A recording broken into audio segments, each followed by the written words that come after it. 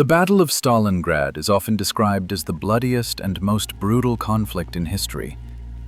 It could hardly have been otherwise, given that the outcome of World War II hung in the balance. Over time, the details of the battle have faded somewhat, and it has become shrouded in myths, inaccuracies, and misunderstandings. But before we continue, feel free to share in the comments where you're from and what the weather's like there. I'm genuinely curious to read your responses. Enjoy the read.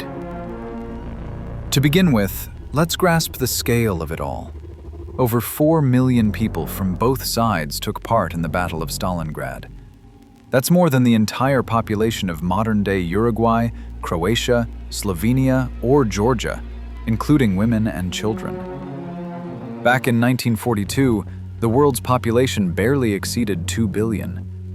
In other words, 0.25% of the planet's entire population was fighting in Stalingrad. Proportionally, that's like 16 million people clashing in a battle today.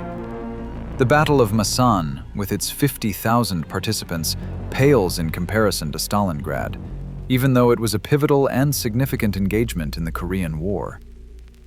The battlefield itself spanned 100,000 square kilometers, larger than modern-day Hungary or Austria. Of course, World War II saw battles larger than Stalingrad. More troops passed through the Battle of Rzhev and Operation Bagration, and the territories involved were vast beyond measure. But no other battle matches Stalingrad in terms of bloodshed, casualties, and its decisive importance for both sides. It all began in the summer of 1942. The USSR had already thwarted Germany's blitzkrieg with its strategic victory in the Battle of Moscow. But let's not call it a complete victory. At that point, the United States had just entered the war and was preoccupied with Japan. Britain was defending its island, and continental Europe was effectively under Hitler's control. The pace of Lend-Lease aid still didn't allow the USSR to receive substantial support. In 1941, only 2.1% of total aid had been delivered, and in 1942, it was 14%. But these figures are for the entire year. The German offensive on Stalingrad began on July 17th. Historians now agree that Stalingrad wasn't initially a secondary objective for the Wehrmacht, but it was certainly one of several simultaneous goals. This is evidenced by the fact that Germany divided its forces into 2 groups under Operation Blue. Group A advanced toward the Caucasus Mountains, while Group B, led by General Paulus, targeted Stalingrad itself. Germany's classic tactic during World War II was to strike swiftly where least expected. This partly explains why the Battle of Moscow dragged on. It was predictable for the USSR, which did everything to fortify its defenses.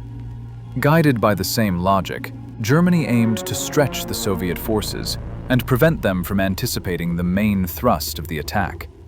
However, the success of this tactic ultimately hindered the Wehrmacht's ability to execute it. The Soviet command indeed made several grave miscalculations. For instance, they sent soldiers to unprepared defensive positions in the steppes, which were easily overrun. Group B advanced toward Stalingrad at an astonishing pace, but the speed proved too much.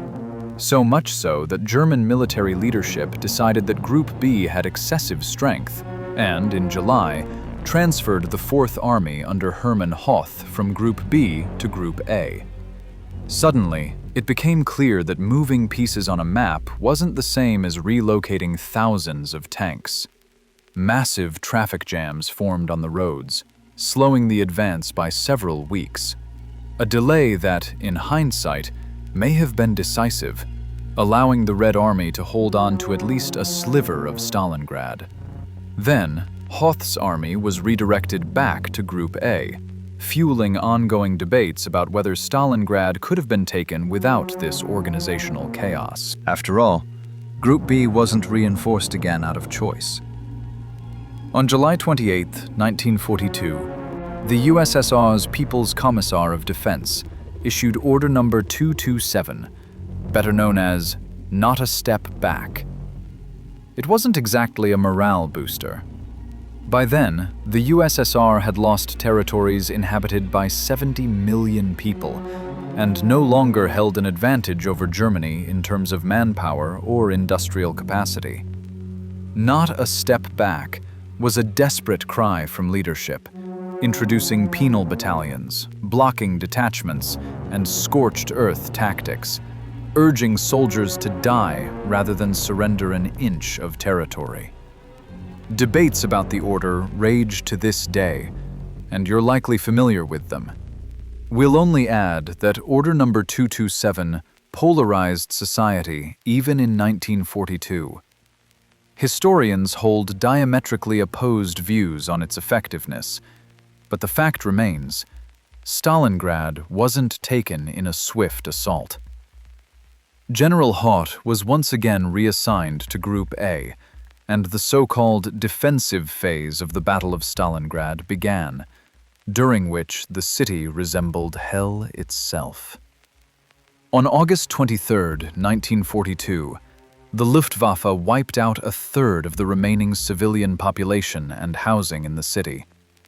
Snipers, artillerymen, and pilots took center stage. In terms of numbers and quality, the Wehrmacht outmatched the defenders. However, modern assessments suggest that the decisive factor was the miscalculations of the Soviet General Staff. Defending a city inherently involves repelling superior forces with minimal losses, but too many things were done improperly or simply too late. Defensive lines were hastily improvised, reinforcements were sent across the Volga without clear instructions, and the city held on largely due to the sheer willpower of soldiers who often didn't even know where they were or what to do for months on end. The Soviet command managed to turn the tide in November. Operation Uranus was devised to liberate the miraculously standing city. The plan was to strike from multiple fronts, splitting and encircling the German forces in Stalingrad. The longest grace period in the country for Alpha Bank credit cards, and guaranteed free servicing. The second defensive phase of the battle began on November 19th. By then, parity in manpower had been achieved between the USSR and Germany on this front, while the USSR had surged ahead in tanks, artillery, and aircraft. Most importantly, the General Staff finally didn't miscalculate and managed to keep all operational details secret. For the Wehrmacht soldiers, exhausted by urban combat and hunger, the counteroffensive came as a surprise, and by November 23rd, over 300,000 troops were encircled. Despite this, discipline in Paulus's forces held, and they continued to resist for several more months, hoping for a breakthrough. Several attempts were made, but none, neither Operation Winter Storm nor the redeployment of the 4th Panzer Army under General Hoth, nor the efforts to establish air corridors proved successful. Realizing that the end was near, on January 30th, 1943, Hitler promoted Paulus to the rank of Field Marshal, implicitly suggesting that no holder of this rank had ever surrendered. Yet, as you likely know, Paulus ultimately did just that. His surrender has since been tied to myths of cowardice and weakness. However, the reality was different. Even after the last airfields were captured on January 25th and all reinforcements were cut off, Paulus refused to capitulate to the Soviet Union.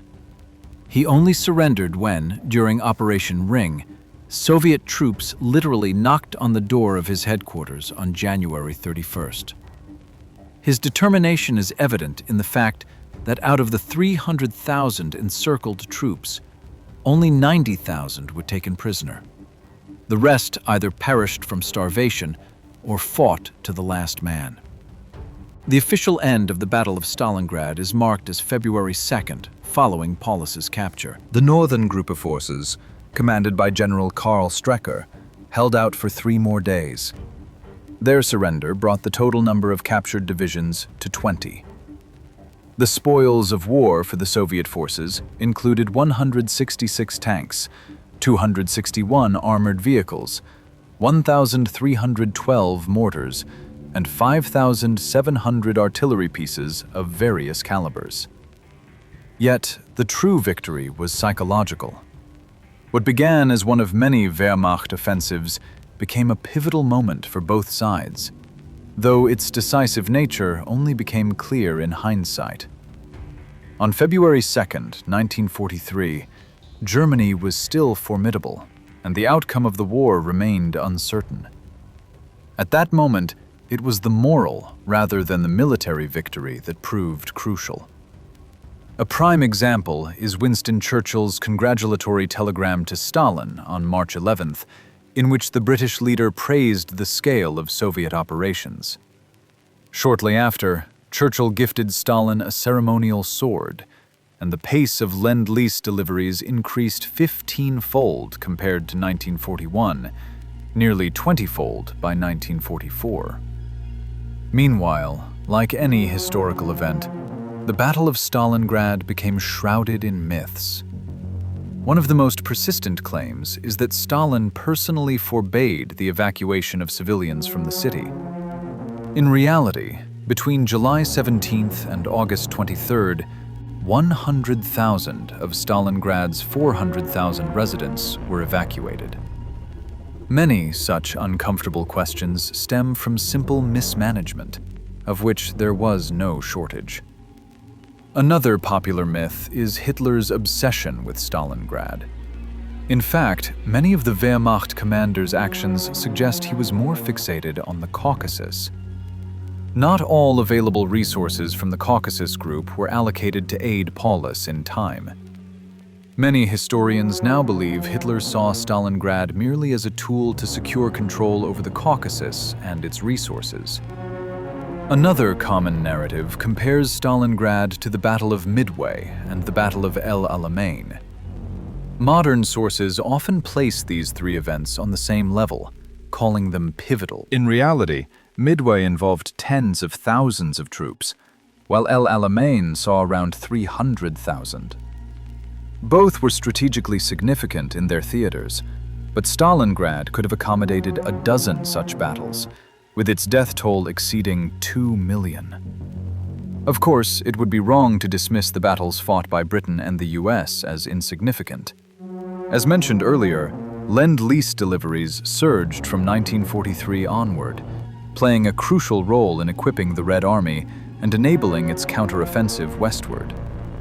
Had the US and Britain lost at El Alamein, World War II could easily have dragged on for another year or two. History is too intricate to draw clear, definitive lines between events. The best we can do is remember the scale and horrors of the Battle of Stalingrad, so they are never repeated. Though, as usual, humanity struggles with this. If you found this interesting, feel free to like or dislike. Until next time,